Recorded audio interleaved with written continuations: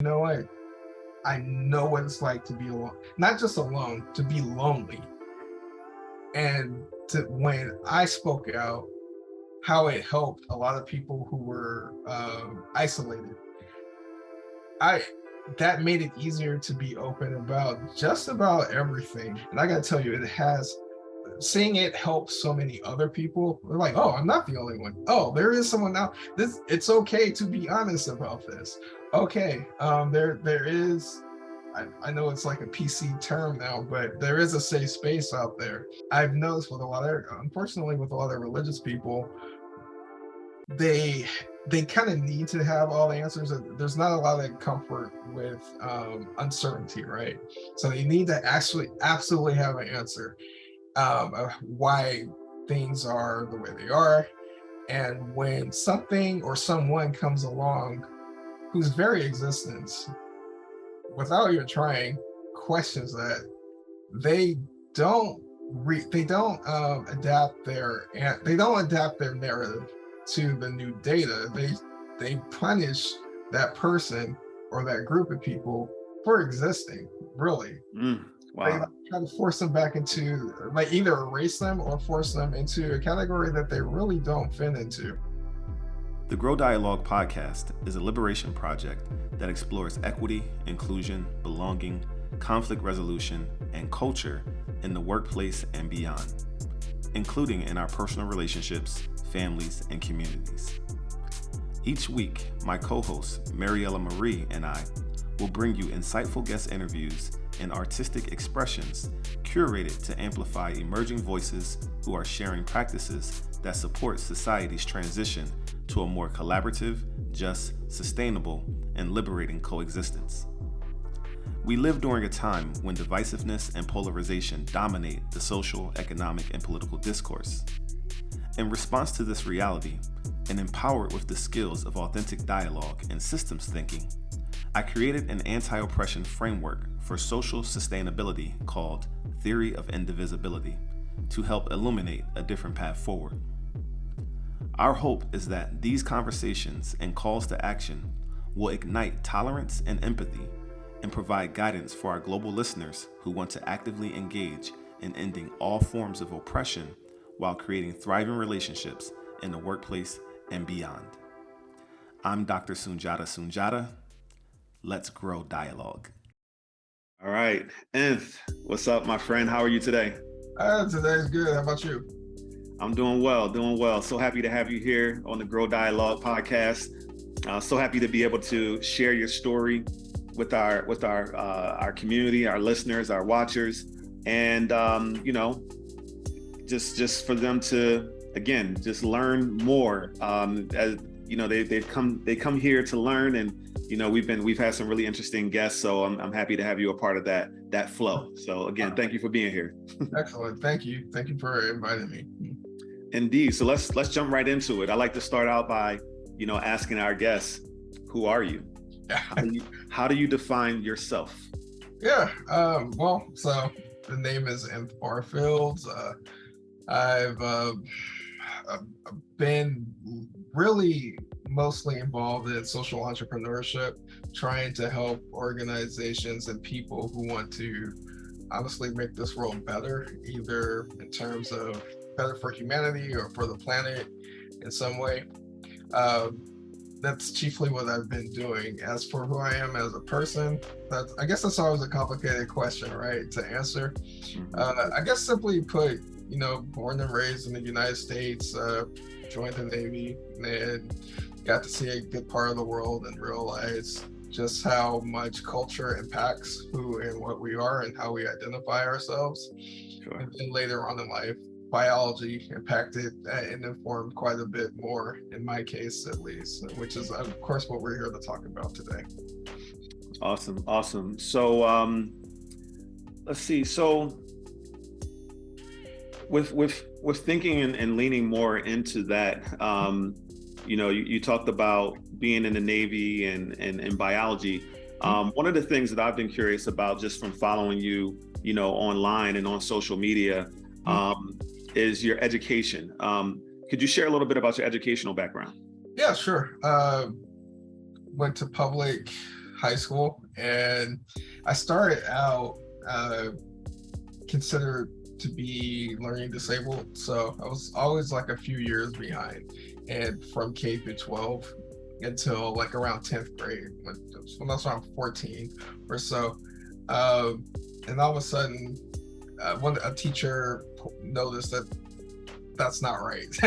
I'm in the wrong courses and what have you. So with her help, I seemingly did well overnight. So I went from all of a sudden being considered learning disabled because I'm dyslexic to being considered unusually gifted. So they accelerated me big time. But like a lot of Americans, I did not come from a lot of money. So when I graduated high school, I was accepted to all these colleges. I couldn't afford to go to any of them.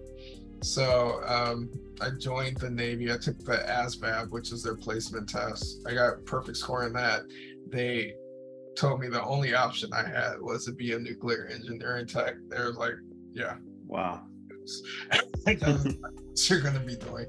And I got to tell you, I had fun. I really enjoyed it. I did well enough to get the NROTC scholarship to university. They wanted me to be a nuclear officer.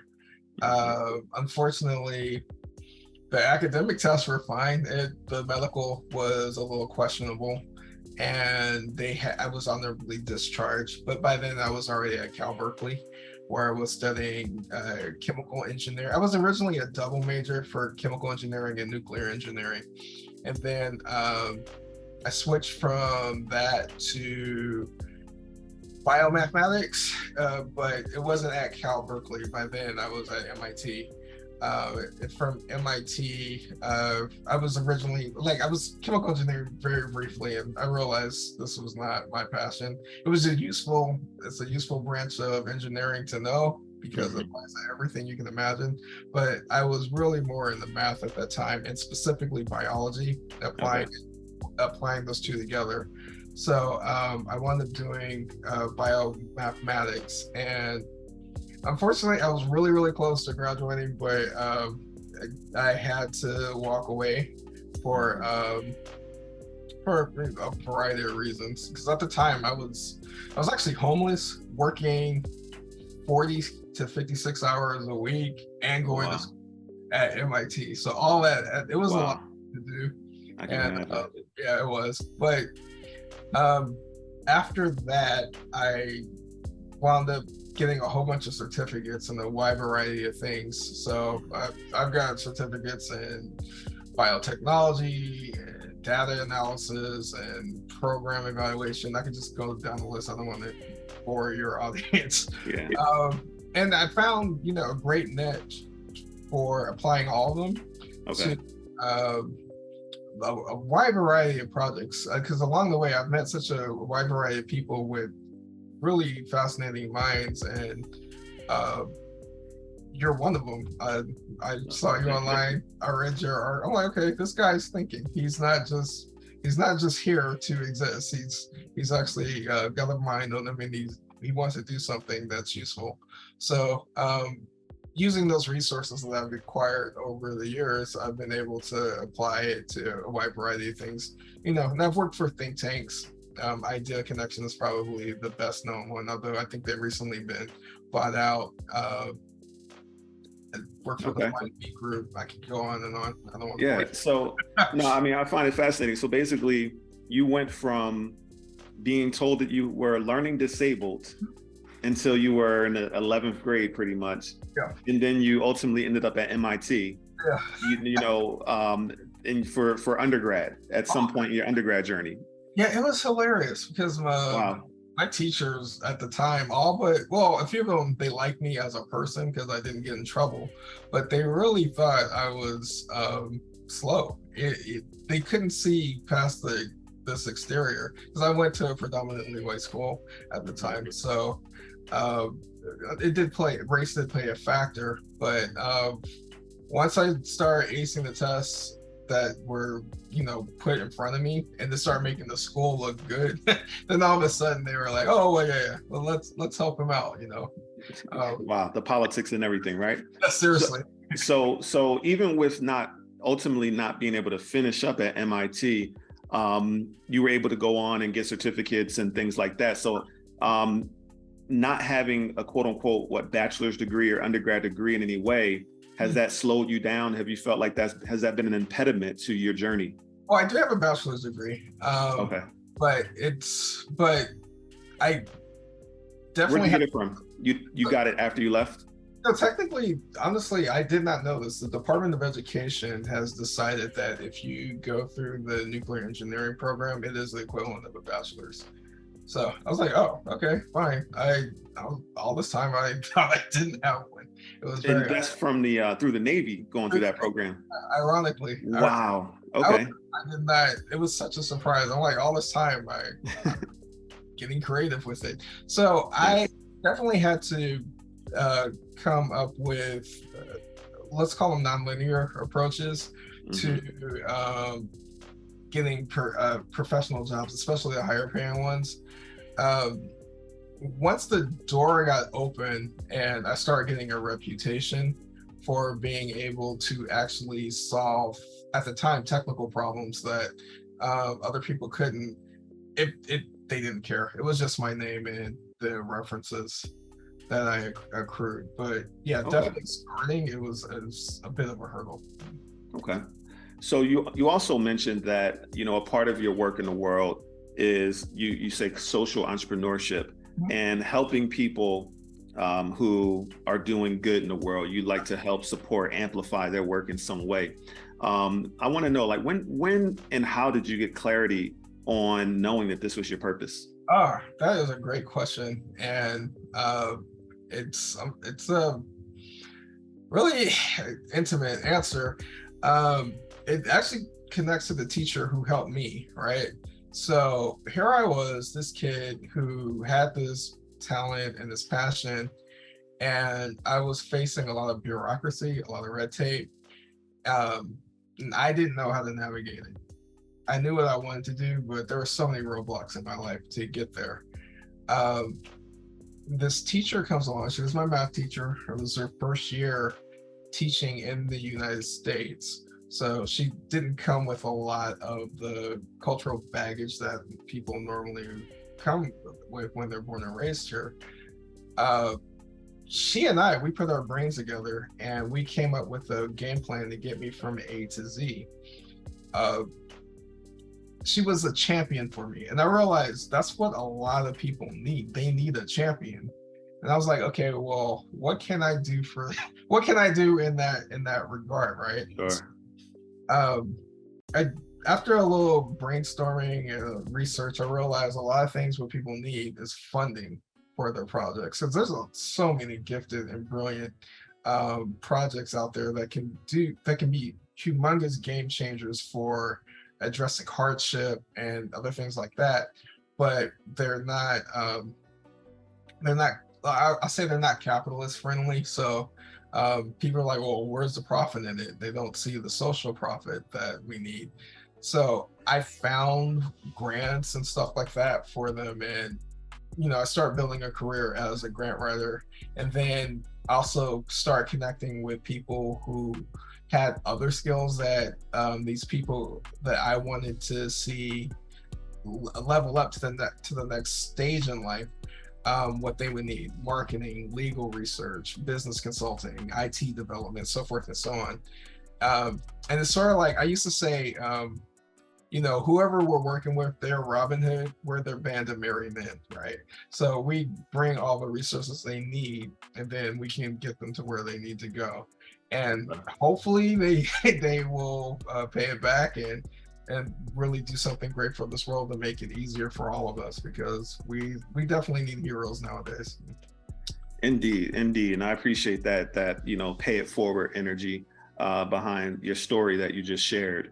So grateful that there are people out there who are championing, for us, as we were on our journey. So it's amazing that you were able to encounter that. And it's also amazing that you've been able to say, okay, someone did that for me, so how can I multiply those efforts and try to do that for many? So thank you, for your work in that way. So Man, you've had a really, really interesting journey, and there's some other elements in your journey that I want to really get into. But I want to set the stage in the context for our theme for this episode. You're joining us during our popular culture theme. And when I think about popular culture, I think about the systems, ideas, beliefs, social norms, etc., that the majority of people in society have embraced and accepted, or at least tolerate. And the Grow Dialogue podcast seeks to amplify the voices of people like yourself who have stories and initiatives that we feel like need to be a part of the larger popular culture conversations. And as times have evolved since I was a young person to being an adult, I've noticed that more and more stories, more and more truths, or I guess there's just been more space created for a wider understanding of all the different ways that people show up in the world. Yeah. And I'm really happy to be alive during a time where it feels like things are becoming more inclusive, and people are listening and understanding and accepting people more. Now, of course, there's always people who are, resistant to things changing, resistant to expanding their minds to understanding the possibilities beyond what they were exposed to when they were in their formative years. With that being said, I'm always excited when I come across people like you who are saying, hey, I'm out here. My story hasn't been told, but I exist. So let me give the listeners some context on what I mean. So, I met you through a Facebook group, and, at least let's say I stumbled upon your presence through a Facebook group. We didn't necessarily meet initially, but it was one day you posted something in this group where you basically, again, kind of told your story, and you expressed some things about your sexual and gender, realities that don't follow the norm. And honestly, it's not anything that anyone would know just meeting you or talking to you. Right. So you kind of took us behind the curtain about who you are as a person, and you exposed me, and I'm imagining all the thousands of people who read that, to opening our minds to, wow, there's people like this who exist in the world. Oh, yeah. And then from there, I sent you a friend request and I asked if I could follow. And then, slowly but surely we connected and started to develop a relationship through social media, through the virtual world. So here we are. So if you don't mind, if you can kind of cue the audience in to that article that post that you may have written, if you remember, or just in general, if you can speak to, those things that I mentioned. Yeah, sure. So I've written multiple posts about it. So I don't remember specifically which one that you're thinking of, but just in general, I am what is called intersex. Basically, from a biological standpoint, I'm neither male nor female. I'm somewhere, you can either think of it as either somewhere in between male and female, or neither of the two. There's different ways a person can be intersex. It can happen from, it can be congenital, through embryonic development, which is basically when you're still in the womb. Something just is different about the way you're developed. It can be genetic, it can be hormonal. There's a lot of different ways that someone can wind up being like me. In my case, it's due to something called tetragametic chimerism, which is specifically this, we believe it's a rare scenario. Maybe we'll find out it's not so much. My mother was pregnant with twins. She was pregnant with a boy and a girl. Those zygotes, they fused together to be one person. That one person happened to be me. I came out male presenting, so as far as they knew, the doctors was like, oh, it's a healthy baby boy. I was a big baby, but I wasn't, nothing seemed out of the ordinary.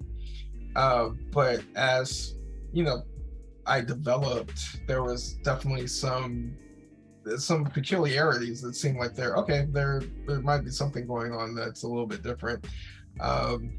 I wound up, like during puberty, I wound up lactating. To give you an example, when I joined the Navy, that's when more and more clues were coming about that something's it's unusual here. So when you're in the Navy in boot camp, you have to do a whole bunch of tests that you normally wouldn't do. One of the first things that was very obvious with my testing is that I had a lot of extra, I had extra organs and extra body parts that a person normally wouldn't have. And like I have extra ribs. I have, I think the average person has, I think it's 26 ribs. I have 28. I have extra bones in my feet. I have 3 kidneys as opposed to 2. I could go down the list. And that all seemed kind of peculiar, but no one ever put it together to think that these all had one source or root. It wasn't until I did a DNA test back in 2006 as back then DNA testing was really, really brand new when it came to using it for ancestry. And Boston University at the time, they were looking for volunteers to do a DNA test to help Black men find out what part of Africa their ancestors came from, using what's called Y haplotype testing, which is basically DNA from your fathers on down the road.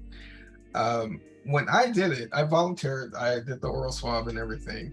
I remember coming back for the results, and the lab tech, he goes, "When were you going to tell us you're trans?" I'm like, "Well, never." Why would I tell you that I'm trans? Wow. He was like, and you could see in his eyes, he thought I was like in denial, I'm gonna fool him. Right. I was like, no, I went through the Navy. I'm definitely, I mean, if that were the case, they would have spotted it, right away and everything. He was like, oh, he was like, well, okay, we'll try it, maybe there was a clerical mistake or whatever. So they did the test again. That one came back XY. What was interesting though is that the oral swabs were very, very similar, like they were siblings. So they knew they both were mine. And then they're like, okay, I think we know what's going on. This is outside the scope of what we're testing for. But after we do all our tests, it's something you may want to look into on your own free time to find out. It's called the chimera. And I had vaguely heard about that term. Ironically, through my mother and one of my cousins, they had saw it in like a TV show, and they were like, "Oh, I think that's what Nth is," So they kind of knew before me. So your mother did know that she was initially pregnant with twins, and then the eggs fused. No, yes and no. So the doctors told her she was pregnant with twins, and then later on they were like, "Oh, we made a mistake. You're not." Oh, okay. So she just, and plus she was huge with me. I was a very, very large infant. Like they had to have a cesarean with me. So it was just a very unusual set of circumstances. But anyway, so later on I did what's called a blood flow cytometry test, and that's how they can really confirm if you're a chimera or not. And that was the case for me. And they put a lot of things in perspective. So you were talking about, you were talking about, your biological sex, but also sexuality. Looking back, it made sense for a lot of things in my life that there was no precedent as far as I was aware of. Like when I was growing up, but usually when you hit puberty, you start being attracted to the opposite sex and what have you. In my case, I thought I was gay. I thought I was attracted to men or whatever. But when I got into college, and that's usually when a lot of people wind up experimenting, I found out that's not really the case with me. I found out it was only really my eyes and ears that were attracted to men. My nose and mouth, they were not. And then to my surprise, I found out my nose and mouth were attracted to women, but my eyes and ears were not. So it's wow. Yeah, and I had never heard of this. Now I can I can logically figure out that probably 2 of my senses are connected to one of the siblings, and two of my senses are connected to the other sibling. What about the fifth? What about the last sense? Yeah, so skin is indifferent. That's the and so like back in the day when I was in college, once we started figuring out what was going on, I remember my classmates were trying to figure out how to problem solve it, because to them, again, it's MIT, so everything's like a math problem. And Right. it just sounds like you just need to find some like a trans man or something like that. That way you have the scent and smell of a woman, but the visual and the sign. It was really cool that I had friends who were smart, who did not have that type of, they didn't come in with prejudice or anything like that. They were like, well, hey, let's figure out what's going on and how to resolve it, So yeah, it was a really interesting time in my life. Wow. Okay, so this is undergrad years that you were figuring all this out. I mean, the level of nuance. I remember reading that in one of your posts when you said, my ears and my nose are attracted to the, I don't know if I'm saying it the right two, but I'll say, I'm sorry, two of your senses were attracted, to men, and two of your senses were attracted to women. That was so fascinating for me to read, like, wow, that's a level of nuance and complexity in terms of like attraction that I never heard anyone articulate. Have you run into other people who shared your experiences?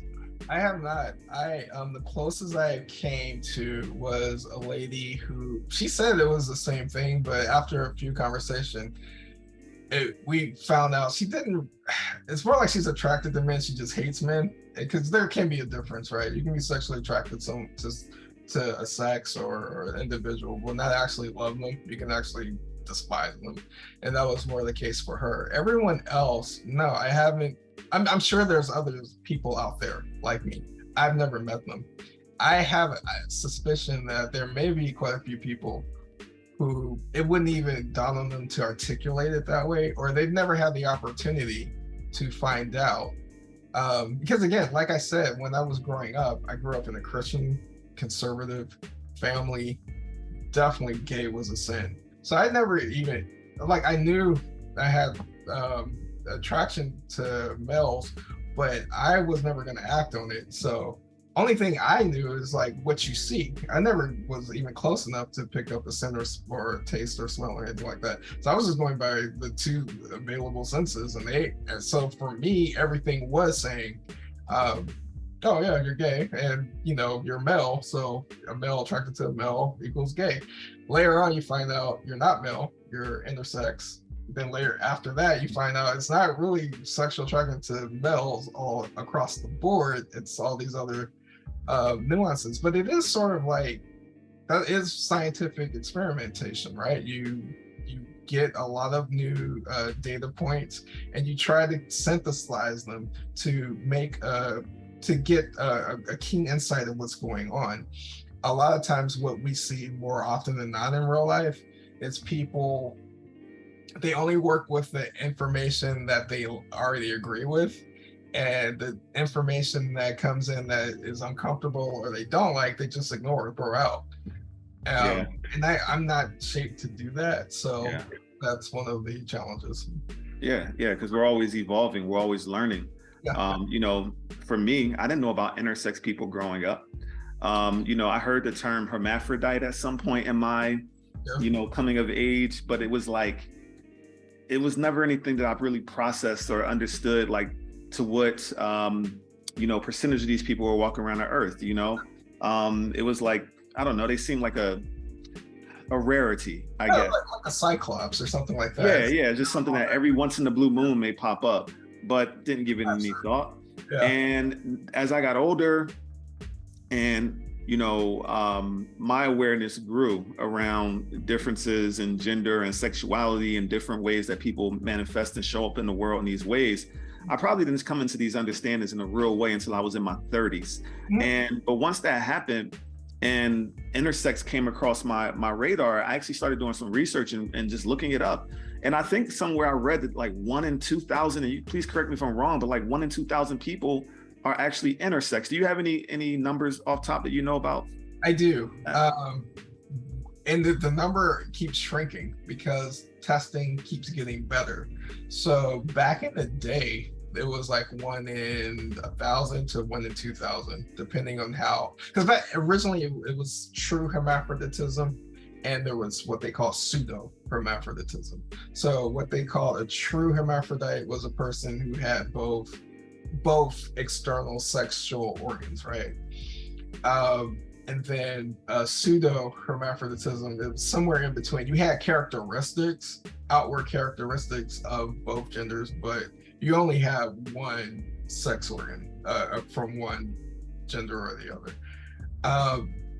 Testing has definitely gotten better over the years, and now they think it's actually really closer to about 1 in 150 people are intersex, or somewhere on the intersex spectrum. Wow. Like, 1 in 150? Yeah, 1 in 150.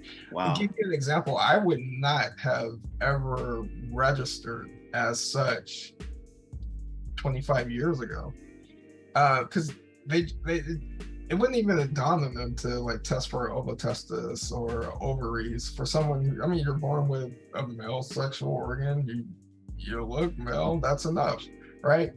And it's useful and helpful for everyone, not just in social ways, not just to make humanity more understanding of the type of diversity is out there, but it also helps on a personal level and on the medical one.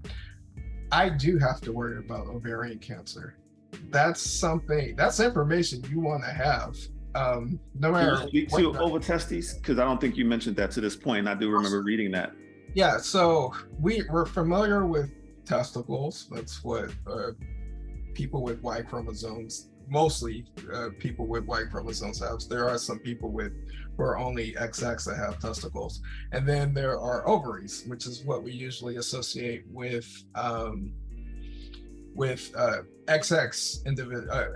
individuals, what we would think of as female. Ovotestis is a different type of gonad. It's actually has characteristics of both. It is the way it looks. It looks, to me anyway, it looks like a abnormally large testicle, but it isn't. It can be, sometimes it can be internal like an ovary, sometimes it can be an external like a testicle. A lot of times what you'll see is someone who's labeled male,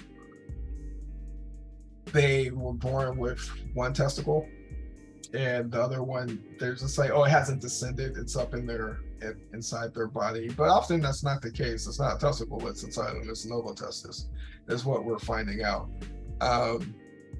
There's a whole bunch of other nuances, but that's the general one, and I'm not sure the level of your audience, so I don't want to like.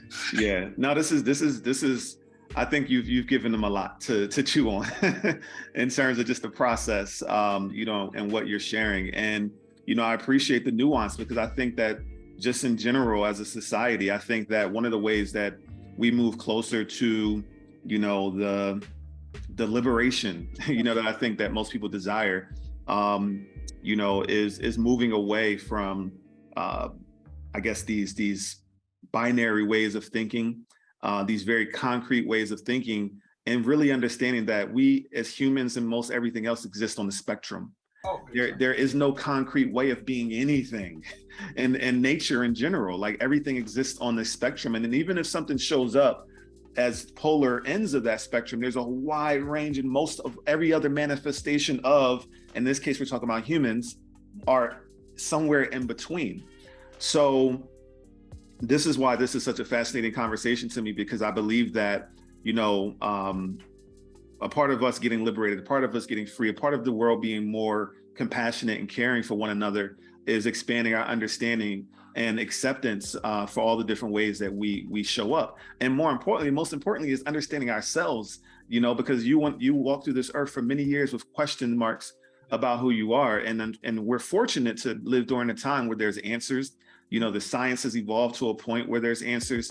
Society has evolved to a point where we can have these conversations and have a baseline for them and some understandings. And let's say it's not everywhere in society, but at least there are, places and spaces and people where people are open, like you mentioned, your classmates at MIT, who are open to accepting your truth and not trying to place you in a box of what they think you should be, but instead accepting you for who you are. So, very powerful. So based on this, one of the things that I learned in my 30s, and I'm 43, but one of the things I learned in my 30s is this idea that, sex and gender are not the same. Oh, yeah. But my entire life prior to then, probably to like my mid to late 30s, I hadn't heard anyone parse the differences between the two. And when I look around in society, I still see that most people tend to conflate them as being the same.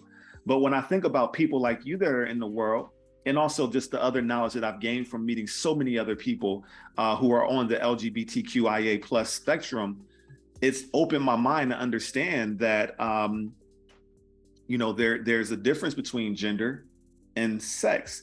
But here's another thing, and I'd like you to speak to, in addition to speaking to that, it bothers me to know that for so long, people who didn't show up in the world as male or female distinctly and clearly, they were erased. Oh, yeah. There was no category for them. There's no box for them to check. There is no, I still don't see a box for intersex. Yeah. I see a lot of places for gender and things, but when it comes to like biological sex, I feel like people need to have the conversation that you can be male, female, or intersex. Mm-hmm. So what do you have to say to a lot? So, and thank you for even providing a platform for where this can be discussed, because I've seen on very large platforms the wrong information that absolutely nothing that was connected to reality. To give you an example of just how diverse it is, there is at least 2 cases of where a person is XY, genetically XY through and through. That is their karyotype. So they're genetically male, but they are born as a girl, which is the gender, right? It's not the sex, it's the gender. They're born there. It's the social construct. That's how they're treated. That's how they're raised. That's how they live their lives. We're pregnant. Actually, you're pregnant and gave birth to kids. So when people always laugh when they're like, a man can't give birth to kids. And I know what they mean when they say a man, but I'm telling you, even as a male, as a biological male, that has occurred. And it probably has occurred more times than we've actually documented it. We've documented it. Let me make sure I'm clear here. When you say this person was born XY, that means they were born a male. Or genetically anyway. Genetically, did they have male genitalia or no? That's where the difference was. So we determine sex. There's like multiple factors, but the main factor that we determine sex, and you'll hear this with a lot of the conservatives and Republicans who suddenly love science, is that, if you have the Y chromosome, you're a boy. If you have only X chromosomes, you're a girl. That's it. There is some nuance to that, but generally, that is how it works. I won't fight that. But what they don't understand is that, that's your sex determination. That's not your gender. You can come out XX, genetically a girl, come out fully male presenting. Like there would be no idea that you were actually a woman, or actually a female, I should say. You're a man, the gender, because that's how you're going to be treated, right? That's the social construct. If they could come out looking like you, I'm assuming you identify as a man, interested in women, be considered heteronormative, all of that. There's no hint whatsoever that they actually are a woman, or actually female anyway, genetically. And vice versa. So in this case that you're talking about, basically all those things existed except for in their genitalia areas where they presented, they had a vagina. Yeah. And even though they look like a man like me in every other way. Right. They had a vagina, womb, uterus, ovaries, all of it. But they were actually. Okay. And they didn't give birth once, twice, mother twice she had no idea that she was biologically a male. And she's the documented case with, and we try to extrapolate from documented cases how common it is. But the truth is we really don't know. It's sure it's rare, but is rare 1 in 100, 1 in 1,000 for someone like her? We don't know. Because the testing really isn't there for it. But yeah, there's so much diversity with regards to what you're asking about. And a lot of the times, I've noticed unfortunately with a lot of religious people, they kind of need to have all the answers. There's not a lot of comfort with uncertainty, right? So you need to absolutely have an answer of why things are the way they are. And when something or someone comes along whose very existence, without even trying, questions that, they don't adapt their narrative to the new data. They punish that person or that group of people for existing, really. Wow. They try to force them back into, like, either erase them or force them into a category that they really don't fit into. Science, on the other hand, it can vary because it depends on the scientists, I will admit. But science, generally, it's always asking new questions and updating their answers. It's never like, oh, okay, well, yeah, this is definitely how it works, and it'll never ever change, because that's never the case. It's always something new learned, and then we have to refine our theorems and also our general knowledge base of how things work. Yeah. And another element is that there's still so many people who are afraid to even speak about who they truly are because of the backlash that you just mentioned. When people experience that cognitive dissonance around their reality and their beliefs being challenged by what's present in front of them. But that's why we do this. That's why I think it's important for people like you to have a platform, to have a voice, to share your story, because you are very real. You are a human being. And I'm looking at your pronouns, which is another has been a hot topic for the last few years around, certain people just refusing to honor this idea that everyone's not he or she. Right. And, and then when I think about your story with the whole pushback around they, I notice you don't even have they, you just have any and all. I love it. Can you speak to why you identify as any and all? I love that. Thank you. There's two reasons. One is that in a way I am male, in a way so he applies. In a way I am female, so she applies. In a way I'm genetically two people. I don't have 46 chromosomes. I have 92 because of being a chimera. So they apply. On the flip side, I know it's really complicated for a lot of people. And for me, it's more important that we have that conversation and they feel comfortable talking to me and I feel comfortable talking to them. I don't want someone feeling horrible if they use the wrong gender pronoun on me by accident. And I've had that happen more than once. And I mean, they're like super apologetic, and I'm like, it's okay, it happens. So I'm not worried about it. So any gender pronoun works for me, and all of them work for me. But that's me. It's different for everyone out there, and I think we're all trying our best. Some of us are, I don't know. To me, you need to start at some point, you're going to have to start finding allies and not just enemies. And I do see some people weaponizing it on both sides. And I don't want to do that. I want to see us all heal. And I want to see, I want to be in a position where definitely whatever the marginalized group is, they have at least someone that can be the liaison between them and the larger group, and I'm happy to be that.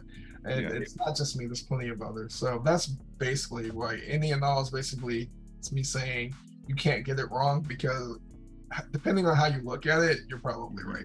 Sure. Wow.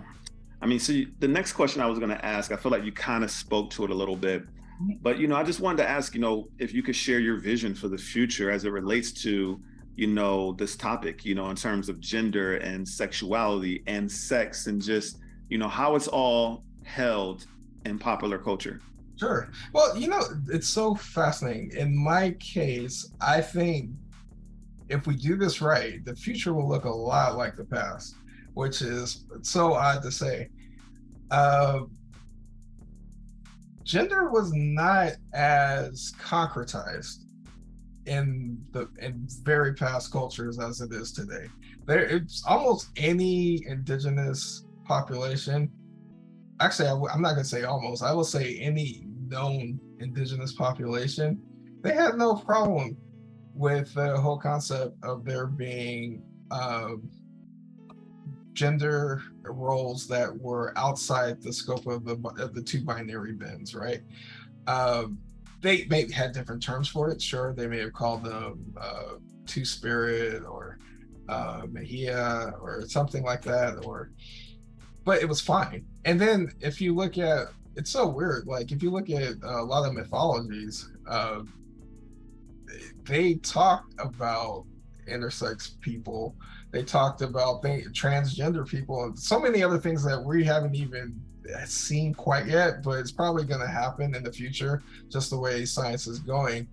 And it's so funny to me that a lot of times you can look at ancient mythologies to get a good idea of what to prepare for when it comes to the advances of sciences, and how not just the advances of sciences, but how to manage it and not be overwhelmed by it in terms of from the societal aspect of it.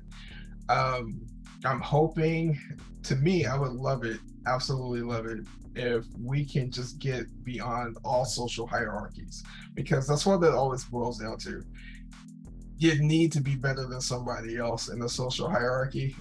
If you don't care about that, it's really, really easy to let people be who they are, as long as they're not harming anyone else. It's really, really simple. And it's also, when that's the case, there's it makes it easier and faster to have these newer breakthroughs and insights in medicine and psychology that otherwise it's going to take a long time to get to, just because there's this social taboo hurdle and this hierarchical hurdle to get over to get to those things. So it's really freeing up everyone in a way. At least that's what I'm hoping. I love it. We'll see. I'm doing my part the best I can. Yeah. No, I love it. It's a grand vision, and you articulated it, in a way that definitely resonates with me, and I'm sure it's going to resonate with a lot of our listeners and viewers. Just around, eliminating the need to have hierarchy, eliminating the need to have power over and control of others, and wanting to move into a space where we exist in relationships and communities that are rooted in power with and collaboration. That's a part of my my vision for the world and how I articulated it, and I feel like you captured that in what you shared. So I want to ask you, as well as we get near to close, if there's a story, when I think about you being brave enough to speak publicly about your story and about who you are, and take that mask off and say, this is who I am, is there a story that you can touch that maybe has inspired you, that continues to inspire you to not only, live out loud and proud and owning who you are, and also maybe even touch on your work, that you do with Elysian in terms of wanting to support, people who are doing work in the world that you feel like is going to make the world a better place? Is there a thread of a story or something that motivates you in this way? So, I gotta tell you, I was recently diagnosed as autistic, so sometimes I don't pick up I take things way too literal. So when you're saying story, are you talking about an overarching theme or a literal story that? It could literally, a story could be, it could be either or. It could be like some person in history's story Or it could be, you read a book and it's something in that book, that story that motivates you, that drives you, that gives you this courage. Or it could be an experience, a story about an experience you had. Yeah. Mm-hmm. Okay, so there's two. Thank you for asking. Yeah, thank you for explaining. Yeah, so there's actually two in my case. One is I learned how to read from reading the X-Men comic books as a kid. And I was so young when I first started reading that I was probably still at the age where you can't really distinguish reality from fantasy. So for me, reading about this school where you can have a classmate with blue skin and a tail, and another classmate that's almost 7 feet tall and made out of metal, and you get along, no one cares. That truly did impact me a lot growing up in multiple ways, because at the time the comic book was way ahead of its time, way more socially advanced than anything you would see on TV even today. That's a good one. Yeah, and then a real life story. Unfortunately, it's not a great story. I was kind of glazing over it, but I didn't drop out of MIT. I got kicked out. At the time I was dating someone who was definitely going to flunk out, and so I took their test for them so that they could pass, and they did pass, but they weren't bright enough to understand how to handle the follow-up questions. So it was a house of cards that came crashing down. But from that, the reason I bring it up and what I say that is when it came out, that was so hard for me to be honest and forthcoming about that. Like, I had to explain that to my family, and they were like, I was the first generation to go to college, and then not only the first generation to go to college, you're at MIT, which is at the time considered, or probably still is considered, one of the best schools on the planet. And it just seemed like, I just let everyone down. And I was like, you know what? Okay, it can't get worse than this. So I need to just be honest about everything. And I just laid it all out, and I let the pieces fall where they may. And I got to tell you, it got really ugly for a long time. And I understand why a lot of people, even to this day right now, they're in some private closet. It may not be sexuality. It may be something else I wouldn't even think of. It could be their finances, or, maybe they're secretly broke, or some tragedy happened they don't want the world to know about. I just remember deciding that, you know what? I know what it's like to be alone, not just alone, to be lonely. And when I spoke out, how it helped a lot of people who were isolated. That made it easier to be open about just about everything with regards to me. I mean, of course, there's still things that I keep close to the vest, but generally speaking, that was the precipice for me to be open about a wide variety of things. And I got to tell you, seeing it help so many other people. They're like, oh, I'm not the only one. Oh, there is someone now. It's okay to be honest about this. Okay, there is. I know it's like a PC term now, but there is a safe space out there, and it's been great. I've been able to help people in their late 70s be honest finally for the first time, and just say it out, and it's been awesome. I love it. Wow. I love it. No, those are two great examples and such a powerful story. Oh, I'm so glad that came out and that you were able to share that. So as we, wrap it up, are you able to share with our listeners and viewers, how they can follow your work, where they can learn more? Sure. I am not huge on social media, but I am active, at least on Facebook for the time being. So I'm the only Nth Bar-Fields that you will find on Facebook. I'm always a seahorse as a profile pic.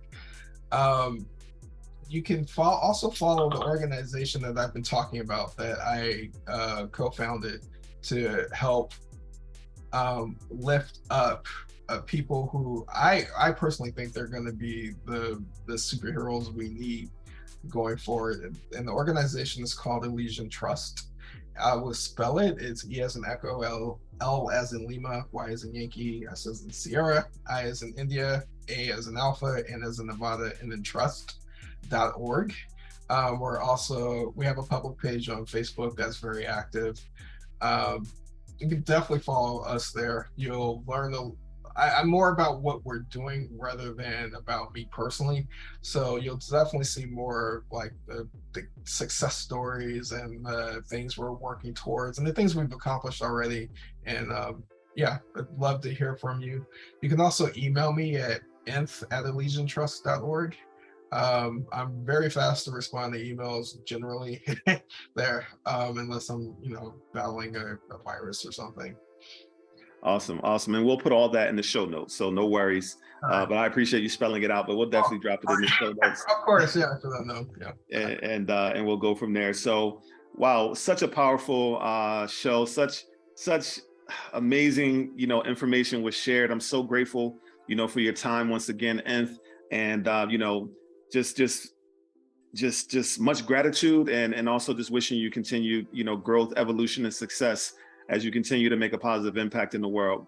And to all of our viewers and our listeners, thank you once again for carving out some time to be with us. And as always, until next time, I love y'all. Peace. Thanks for tuning in to the Grow Dialogue podcast. Remember to join our Grow Dialogue community to continue the conversation, activate authentic dialogue, and to get exclusive content, discounts, and special offers on curated artwork and music from independent artists from the Americas.